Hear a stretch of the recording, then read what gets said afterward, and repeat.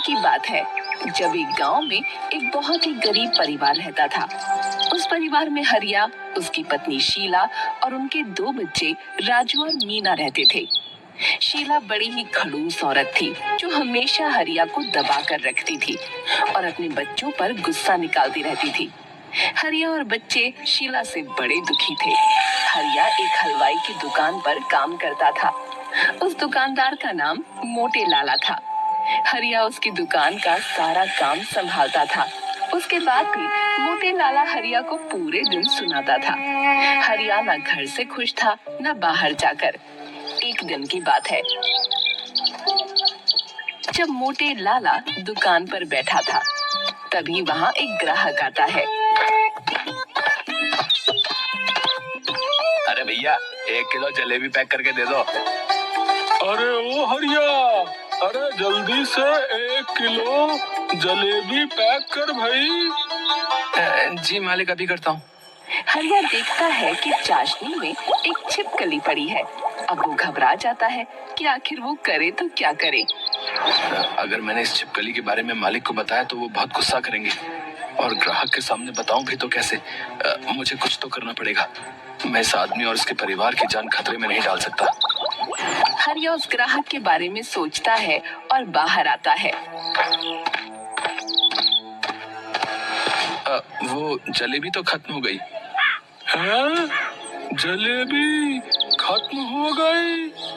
अरे अभी तो मैंने देखी थी। वो तो बिक गई मालिक। अच्छा ठीक है, मैं कहीं और से जलेबी ले लूंगा। ग्राहक वहाँ से चला जाता है। उसके बाद हरिया मोटे लाला को छिपकली के बारे में बताता है। मोटे लाला तो गुस्से में लाल हो जाता है। अरे तेरा क्या जा रहा था नालायक? अरे तुझे छिपकली थोड़ी पैक करके देनी थी, हैं? तुझे तो जलेबी देनी थी ना। अरे उस आदमी को बड़ा पता चल रहा था कुछ, हैं? पर मालिक, वो जलेबी खाकर उसको या उसके परिवार को कुछ हो जाता तो? अरे भाई तू जा यहाँ से और किसी और जगह काम ढूंढ, हैं? अरे मालिक, ऐसा मत करो। मोटे लाला हरिया की एक नहीं सुनता और उसी वक्त उसे काम से निकाल देता है।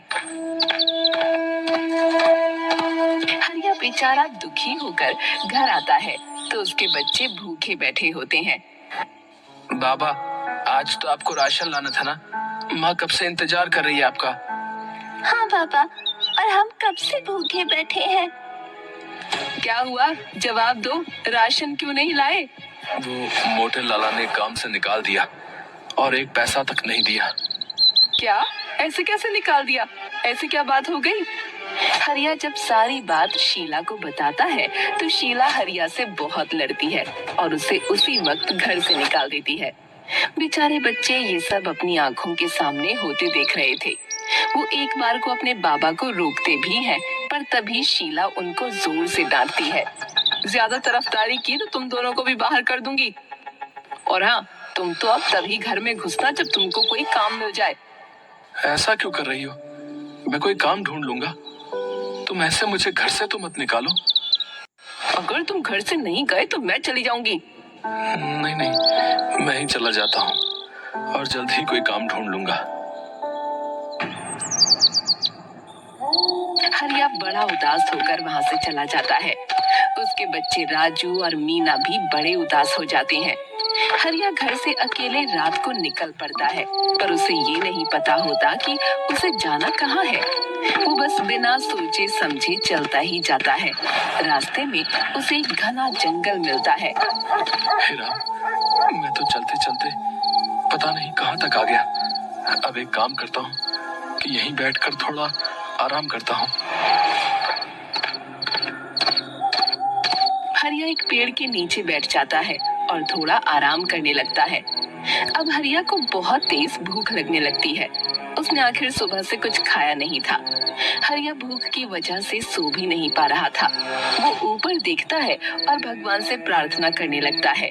तभी उसकी नजर उसी पेड़ पर लगे अजीब से फल पर जाती है। हरिया खड़ा होता है और उस फल को देखने लगता है।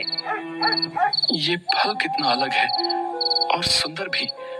ऐसा फल तो मैंने आज से पहले कभी देखा ही नहीं। दिखने में ये फल जितना सुंदर है, खाने में उतना ही ज्यादा स्वादिष्ट भी होगा। अब हरिया उस फल को तोड़ने की कोशिश करता है, पर वो काफी ऊंचा होता है। जैसे तैसे करके हरिया उस फल को तोड़ लेता है और जैसे ही उस फल को खाता है उसे वो बड़ा स्वादिष्ट लगता है। वो जल्दी से पूरा फल खा जाता है और आराम से उसी पेड़ के नीचे बैठ जाता है। बैठते ही हरिया के सामने धुआं सा उठता है और वहाँ एक चुड़ैल आ जाती है। तुम्हारा बहुत बहुत शुक्रिया, तुमने मुझे आखिर 100 साल बाद इस कैद से आजादी दे दी। चुड़ैल, अरे मुझे कुछ मत करना, मैं तो गलती से यहाँ आ गया। मैं अभी चला जाता हूँ। नहीं नहीं, तुम मुझसे डरो मत, मैं तुम्हारी गुलाम हूँ। गुलाम? एक चुड़ैल और मेरी गुलाम? ऐसा कैसे हो सकता है? बिल्कुल हो सकता है। मुझे करीब 100 साल पहले गांव वालों ने इस पेड़ से लटका दिया था, क्योंकि मैंने एक बूढ़े आदमी से शादी करने से साफ मना कर दिया था। मैं पेड़ पर लटकी चिल्लाती रही, पर कोई नहीं आया।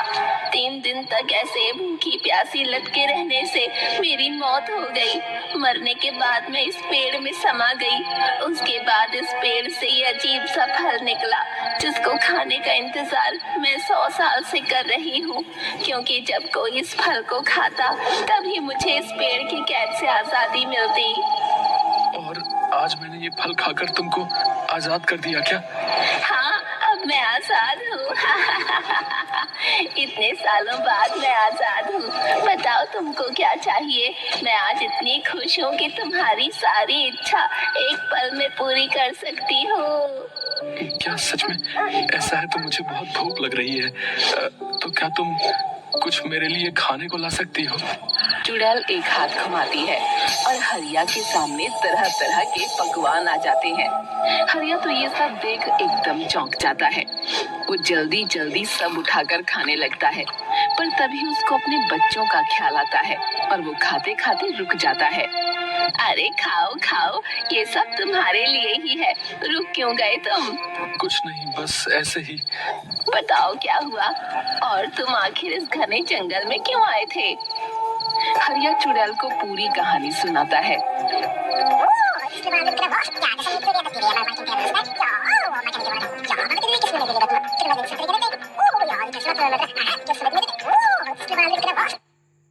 अब ये न्यूज आ रही है इंडिया की सबसे बड़ी एस्ट्रोलॉजी कंपनी से। इनके सीईओ पुनीत गुप्ता ने हाल ही में 200 करोड़ रुपए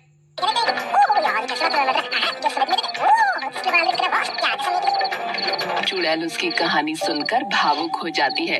वो हरिया की मदद करने का सोचती है। चलो तुम मेरे साथ वापस चलो, मैं तुम्हारी बीवी को एकदम सही कर दूंगी। वो दोबारा तुमको कभी परेशान नहीं करेगी। पर कैसे? चुड़ैल तभी एक सुंदर औरत का रूप ले लेती है और हरिया के साथ गांव वापस आ जाती है।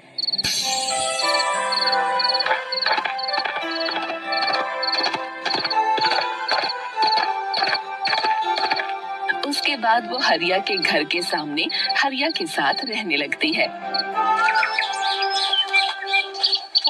लक्ष्मी आंगन में बैठकर चटनी कूट रही थी। जब शीला सुबह उठकर उस सुंदर औरत को देखती है तो बड़ी हैरान हो जाती है कि आखिर ये कौन सुंदर औरत उसके घर के सामने आकर रहने लगी। वो उसके पास जाकर पूछने ही वाली होती है कि तभी अंदर से हरिया बाहर निकल कर आ जाता है। अरे लक्ष्मी, तुम यहाँ क्या कर रही हो? मैं कब से तुमको ढूंढ रहा हूँ। अरे आप उठ गए? देखो मैं आपके लिए आपकी मनपसंद कच्चे आम की चटनी बना रही हूँ। अरे वाह, क्या बात है। तुम कितना ख्याल रखती हो मेरा। कच्चे आम के नाम से मुंह में पानी आ गया। बस थोड़ा सब्र करिए, अभी थोड़ी देर में खा लेना चटकारे मारकर। हाँ, जल्दी करो, अब नहीं रहा जाता। हरिया को देख शीला तिलमिला जाती है और चिल्लाने लगती है। तुम इस औरत के साथ क्या कर रहे हो? तुमको तो मैंने कल रात ही घर से निकाल दिया था ना। और आम की चटनी के चटकारे के बहुत मजे आ रहे हैं तुम्हें, हैं? हाँ तो तूने तो निकाला ना और मैंने रख लिया। अब तू कोई नहीं होती इनको कुछ कहने वाली, समझी? चल जा यहाँ से और मैं अपने हरिया को जो मर्जी खिलाऊं। तुम होती कौन हो मुझे रोकने वाली? गुस्से में लाल शीला लक्ष्मी को थप्पड़ मारने ही लगती है कि लक्ष्मी उसका हाथ मोड़कर पीछे धक्का मार देती है और शीला दूर गोबर में जा गिरती है। लक्ष्मी, हरिया और बच्चे सब हंसते हैं। तुम दोनों भी मुझ पर हंसोगे? तुम्हारा बाप दूसरी औरत ले आया और तुमको कोई फर्क नहीं पड़ रहा। चलो निकलो तुम दोनों अभी के अभी यहाँ से। राजू और मीना रोते हुए हरिया के पास आ जाते हैं और हरिया दोनों बच्चों को प्यार से गले लगा लेता है। आओ बच्चों, मैंने आज आलू पूरी बनाई है, चलो तुमको खाने को देती हूँ। मरने दो ऐसी औरत को अकेले। हम सब एक परिवार की तरह खुश रहेंगे और मजे करेंगे। क्या सच में? हमें बहुत भूख भी लगी थी। माँ तो कल से ही हमें मार रही है, जैसे बस अपना गुस्सा निकालने के लिए घर में रखा था। अच्छा, वहाँ जाकर बातें आ गई तुम दोनों को? मैं भी देखती हूँ और ये औरत कब तक रखेगी तुमको। हरिया, लक्ष्मी और दोनों बच्चे बड़े ही खुशी खुशी साथ रहने लगते हैं। लक्ष्मी सबका बड़ा ध्यान रखती है। ये बात बस हरिया को पता थी कि लक्ष्मी असलियत में एक चुड़ैल है जो रात को 12 बजे से सुबह 4 बजे तक चुड़ैल के रूप में आ जाती है। सब कुछ वो चुड़ैल हरिया का एहसान उतारने के लिए कर रही थी और सब कुछ अच्छा भी चल रहा था। चुड़ैल हरिया की अपनी एक किराने की दुकान भी खुलवा देती है। आज से आप इस किराने की दुकान का काम अच्छे से संभालिए, देखना कुछ दिनों में सब कुछ बढ़िया हो जाएगा। हाँ लक्ष्मी, तुम्हारे ये उपकार मैं कभी नहीं भूलूंगा। अरे हमारी दुनिया में भी कुछ उसूल होते हैं, बस अपने ऊपर तुम्हारा कर्ज नहीं छोड़ना चाहती, इसलिए मतलब ही तो मैं भी हूँ ना। अब काम संभालो, मैं बच्चों के लिए कुछ मजेदार सा खाना बना देती हूँ। हाँ ठीक है। शीला ये देख बड़ी दुखी होती है। वो बिल्कुल अकेली पड़ जाती है। दूसरों के घर में काम करके वो अपना पेट तो पाल लेती है, पर बिना पति और बच्चों के उसका जरा भी मन नहीं लगता। मेरी किस्मत में इतने दुख होंगे सोचा ना था। दूसरों के घर बर्तन साफ कर करके तंग आ गई हूँ, लेकिन किया भी तो अपना ही भुगत रही हूँ। अपने पति को तो मैंने ही सताया ना। अच्छी भली जिंदगी चल रही थी मेरी, भगा दिया उसे। अब झेलो। हाय मैं क्या करूं? अब मेरे बच्चे पता नहीं क्या कर रहे होंगे। एक रात जब शीला को सबकी बहुत याद आती है, वो चुपके से लक्ष्मी के घर जाकर खिड़की से अंदर झांकने लगती है। उसी वक्त लक्ष्मी उसके सामने चुड़ैल का रूप बदलकर जंगल की ओर जाने लगती है। लक्ष्मी तो एक चुड़ैल है। हे भगवान, ये मेरे पति और बच्चे किस चुड़ैल के चक्कर में आ गए? तभी मैं सोचूं, मेरा सीधा साधा पति और बच्चे इसके गुणगान कैसे गा रहे हैं। मुझे इनको इस चुड़ैल के चंगुल से बचाना होगा। शीला जल्दी से अंदर जाती है और हरिया को सारी बात बताती है। हरिया तो पहले से ही सब जानता था और शीला की बात पर वो ध्यान नहीं देता। देखो, तुमने कभी मेरी और बच्चों की कदर नहीं की, हमेशा अपना ही सोचा। अब ये चुड़ैल हो या कोई भी हो, हम तो इसी के साथ रहेंगे। शीला बहुत रोती है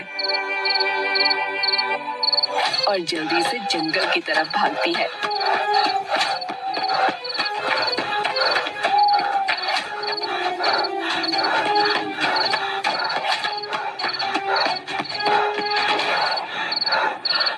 वहां उसे वो चुड़ैल दिख जाती है। शीला उसके पैरों में गिरकर रोने लगती है। छोड़ दो मेरे बच्चों और पति को, मुझे पता है तुमने उन पर काला जादू किया है। भगवान के लिए उन्हें छोड़ दो और चली जाओ हमेशा के लिए।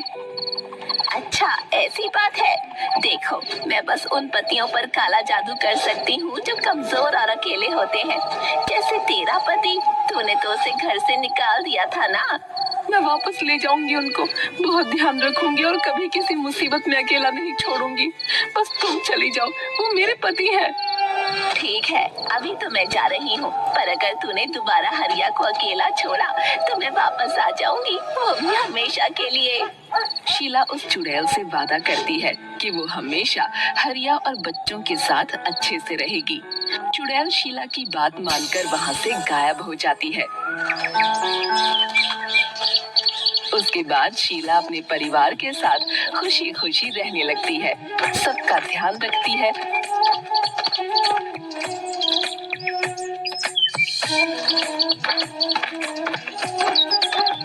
और हमेशा हरिया का सुख दुख में साथ देती है।